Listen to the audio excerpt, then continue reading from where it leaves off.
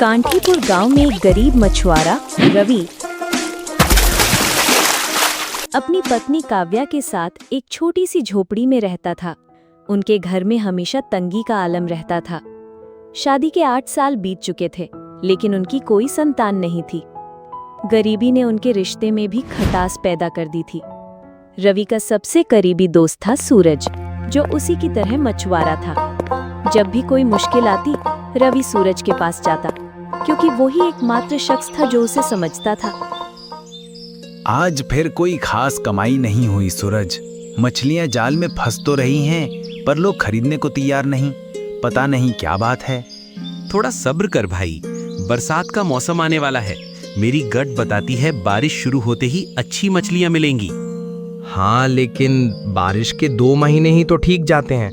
बाकी साल तो वही तंगी, वही गरीबी, दिमाग खराब हो जाता है। अरे क्या करें, जो थोड़ा बहुत मिल रहा है उसी से गुजारा कर लेते हैं। और ये तो बता, काव्या रोज तुझसे कितना कमाया पूछती है। मेरी बीवी तो यही करती है, ताने ऐसे मारती है जैसे कोई पीठ पर डंडा मार रहा हो। हाँ यार, मेरे घर का भी यही हाल है। औरतें तो ऐसी बातें करती हैं जैसे हम काम पर भेजे तो वे लाखों कमा लेंगी। हंसते हंसते दोनों अपने अपने घर की ओर चल पड़े। रवि के पिता हरदास और गांव की किराने की दुकान चलाने वाले गोपाल की गहरी दोस्ती थी। दोनों दिन भर दुकान पर बैठकर गपशप करते। उनकी दोस्ती की एक वजह थी कि दोनों ही चतुर और शरारती स्वभाव के थे। गांव वालों ने हरदास को गोपाल से दूरी बनाने की सलाह दी, पर वो सुनता नहीं था। क्या बात है गोपाल, सुना है तू रात को दुकान बंद करने के बाद जुआ खेलता है। अरे चाचा, क्या बात करते हो? जुआ नहीं, बस दोस्तों के साथ थोड़ी मस्ती हो जाती है। सच बता, मैं बुरा नहीं मानूंगा। अभी तो तेरी मस्ती की उम्र है। मेरे जमाने में भी ऐसे दोस्त थे, पर शादी के बाद सारी जिम्मेदारी मुझ पर आ गई। रवि को मैंने कितनी मेहनत से बड़ा किया, पर अब वो अपने परिवार में ही उलझा है। इसीलिए तो मैं शादी से डरता हूँ चाचा। शादी तो जेल जैसी लगती है। हाँ, जल्दी शादी की क्या जरूरत। मेरा बेटा तो शादी के बाद मुझे भूल ही गया। तू तो मेरा दोस्त है, बराबरी का। रवि और सूरज की तरह उनकी पत्नियां काव्या और माया भी गहरी सहेलियां थीं। वे अपने सुख दुख एक दूसरे से बांटती थीं। तू आज आंगन में क्यों बैठी है काव्या? इस वक्त तो तू सो रही होती है। जब दिमाग में 1000 बातें घूम रही हों, तो नींद कैसे आए? सच कह रही है, मैं भी दिन भर सोचती रहती हूँ, लेकिन किससे कहूँ? सूरज तो बात करने पर ही भड़क जाता है। हाँ, और रोज दूसरों के घरों से खाने की खुशबू आती है। मेरा भी मन करता है कुछ अच्छा बनाऊं, पर सूरज जो कमाता है उससे तो बस साग सब्जी ही आ पाती है। अगर एक बच्चा होता तो शायद उसे देखकर जी लेती, पर किस्मत ने वो भी नहीं दिया। सब्र रख काव्या, एक दिन सब ठीक होगा। कब? 6 साल से यही उम्मीद लिए जी रही हूँ, पर हर बार निराशा ही मिलती है। गांव में एक साहूकार था, रमेश चंद। वो और उसकी पत्नी राधिका दोनों ही कठोर स्वभाव के थे। रमेश ऊंचे ब्याज पर पैसे उधार देता और वक्त पर न चुकाने वालों पर जुल्म ढाता। कई बार उसने लोगों को बर्बाद कर दिया था। तूने रवि को बुलाया? राधिका ने तीखे स्वर में पूछा। अरे, मैं तो भूल ही गया। ठीक है, कल सुबह बुलवाता हूँ। 3 महीने से 1 पैसा ब्याज नहीं दिया उसने।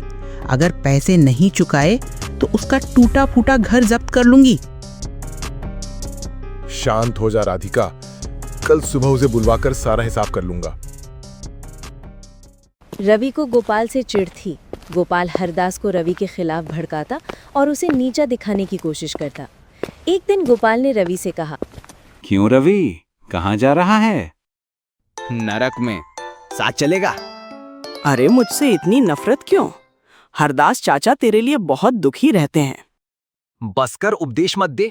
तू जो मेरे खिलाफ जहर उगलता है मुझे सब पता है। रवि ने तलखी से कहा और चला गया। सूरज और माया की शादी को 2 साल हुए थे, लेकिन गरीबी ने उनके रिश्ते में भी कड़वाहट भर दी। एक दिन माया में गुस्से में सब्जियां फेंक दी। रोज रोज यही साग खाकर मुंह का स्वाद बिगड़ गया। अरे तो कोई रानी है जो कमाता हूँ उससे बिरयानी लाऊं? कम से कम कभी कभार अच्छा खाना तो मिले, तो कुछ करता ही नहीं। तो जा, तू खुद कमा और खा। सूरज गुस्से में घर से निकल गया। रमेश चंद और सूरज जवानी में दोस्त थे, लेकिन रमेश की दौलत बढ़ने के बाद उसने सूरज से बातचीत बंद कर दी। एक दिन रमेश ने सूरज से कहा, तू तो मुझे भूल गया, लेकिन मैं तेरे बारे में सोच रहा था।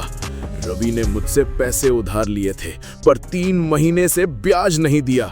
अगर उसने 1 हफ्ते में पैसे नहीं चुकाए तो उसका घर नीलाम कर दूंगा। देख, मेरा रवि से कोई लेना देना नहीं, उसे ही जा और धमकी दे। 5 दिन बाद रमेश की पत्नी राधिका रवि के घर पहुंची। रवि घर पर नहीं था। काव्या बाहर आई। मेहमान को शरबत पिलाने के पैसे हैं, पर उधार चुकाने के नहीं। ऐसी बात नहीं है मालकिन, कुछ दिन में पैसे लौटा देंगे। रवि की कमाई ठीक नहीं चल रही। बस 3 दिन का वक्त है, पैसे नहीं चुकाए तो ये तुम्हारा आखिरी दिन होगा इस गांव में।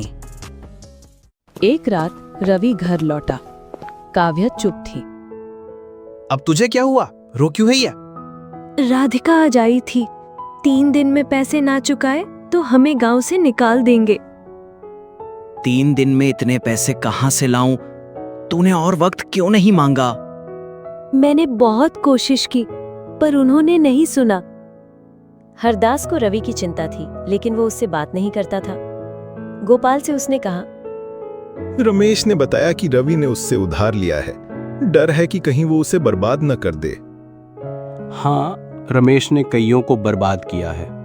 तू रवि को हिम्मत दे, शायद कुछ रास्ता निकले। 5 दिन बीत गए, लेकिन रवि पैसे नहीं चुका पाया। रमेश कुछ गुंडों के साथ उसके घर पहुंचा और तोड़फोड़ शुरू कर दी। रवि को पीटा गया। रमेश ने 1 महीने की मोहलत दी, लेकिन उनका घर जब्त कर लिया। रवि और काव्या बेघर होकर दर दर भटकने लगे। 1 महीने बाद रवि ने मेहनत से सारा उधार चुका दिया। रमेश ने घर वापस कर दिया, लेकिन रवि के मन में रमेश के लिए नफरत भर गई। गोपाल का एक और साथी था, विनोद, जो नशा करता और जुआ खेलता था। एक दिन उसने गोपाल से कहा, रमेश चंद के पास एक तालाब है जिसमें जादुई मछलियां हैं। मैं वो मछली चुराऊंगा। गोपाल और विनोद को रवि की नाराजगी का पता था। उन्होंने उसे रमेश के तालाब से जादुई मछली चुराने की योजना में शामिल किया। अगर तू हमारे साथ आया तो अमीर बन जाएगा और रमेश से बदला भी ले सकेगा। एक रात वे तालाब पर पहुंचे। रवि को पानी में मछली पकड़ने भेजा गया, जबकि गोपाल और विनोद किनारे पर रहे। तभी रमेश के पहरेदारों ने रवि को पकड़ लिया। गोपाल और विनोद भाग निकले। तुझे क्या लगा हम तालाब को बिना सुरक्षा छोड़ देंगे? मुझसे गलती हो गई। गोपाल और विनोद ने मुझे उकसाया।